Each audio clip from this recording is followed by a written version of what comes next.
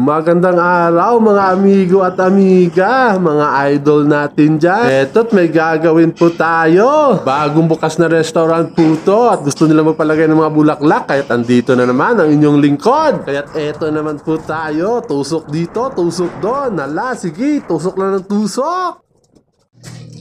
Medyo mahaba-habang tusokan to mga idol. Tingnan nyo naman. 4 dito. Kung sa taas, iwan ko kung ilan yun. Siguro mga 12.